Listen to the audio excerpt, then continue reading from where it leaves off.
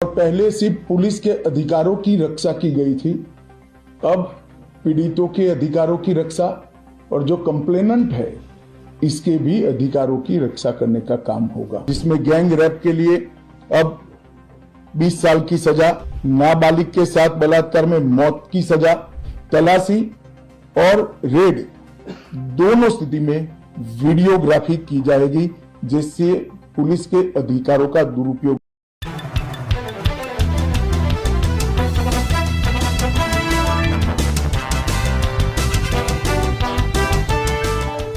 70 साल के बाद इस कानूनों पर विचार हुआ और ये कानून जब आज से हर थाने में अपना काम करना चालू करेंगे, तब अंग्रेजों के बनाए हुए कानून निरस्त होकर भारत की संसद ने बनाए हुए कानून आए। दंड की जगह न्याय लेगा, देरी की जगह स्पीडी ट्रायल और स्पीडी जस्टिस मिलेगा। और पहले सिर्फ पुलिस के अधिकारों की रक्षा की गई थी, अब पीड़ितों के अधिकारों की रक्षा और जो कंप्लेनेंट है इसके भी अधिकारों की रक्षा करने का काम होगा। तो एक नए नजरिए के साथ ये तीनों कानून आज सुबह से ही, मतलब कल मध्य रात्रि से काम करना शुरू किए हैं। अब इंडियन पिनल कोड, जिसको आईपीसी कहते थे, 1860 से जो कानून था, इसकी जगह बीएनएस भारतीय न्याय संहिता आएगी। क्रिमिनल प्रोसीजर कोड, जिसको सीआरपीसी कहते थे, जो 1898 से अमल में था, इसकी जगह भारतीय नागरिक सुरक्षा संहिता बीएनएस आएंगे।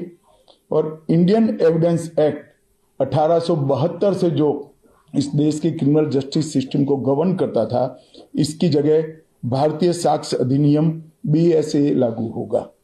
तो बीएनएस, बीएनएसएस और बीएसए के लागू होने से पूरी न्याय प्रणाली का आपराधिक कानूनों की पूर्णतया इसके अंदर हम कह सकते अब भारतीय आत्मा है।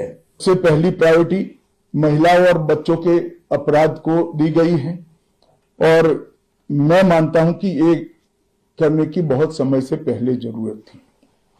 एक पूरा अध्याय इसमें जोड़ा गया है, जिसमें 35 धाराएं हैं और 13 प्रावधान हैं, जिसमें गैंग रेप के लिए अब 20 साल की सजा या तो कारावास, आजीवन कारावास, नाबालिग के साथ बलात्कार में मौत की सजा, झूठा वादा पहचान छिपाकर शोषण करने वालों के लिए भी अलग से अपराध बनाया गया है। पहले सुप्रीम कोर्ट के जजमेंट से चलता था।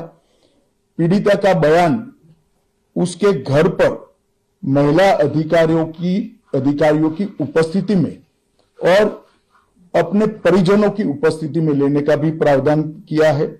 और इसके साथ साथ ऑनलाइन एफआईआर की व्यवस्था से भी ढेर सारी उत्पीड़न का सामना कर रही महिला एम्बरेसमेंट से बच पाएगी, ऐसा हमारा मानना है। ये कानून विक्टिम सेंट्रिक है। पहले दिनों तक किसी को पुलिस ले जाती थी, परिवार वालों को कोर्ट में आना पड़ता था। अब हमने कंपलसरी किया है कि हर थाने में रजिस्टर होगा और ई रजिस्टर भी होगा कि कौन सा अपराधी पुलिस की कस्टडी में है, जिससे हेबियस के माध्यम से कोर्ट में नहीं जाना पड़ेगा। तलाशी और रेड दोनों स्थिति में वीडियोग्राफी की जाएगी, जिससे पुलिस के अधिकारों का दुरुपयोग न हो पाए।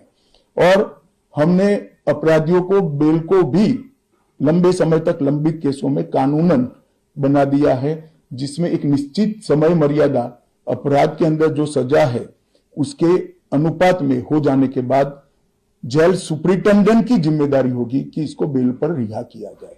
तो इसके लिए कोर्ट में किसी को जाने की जरूरत नहीं पड़ेगी।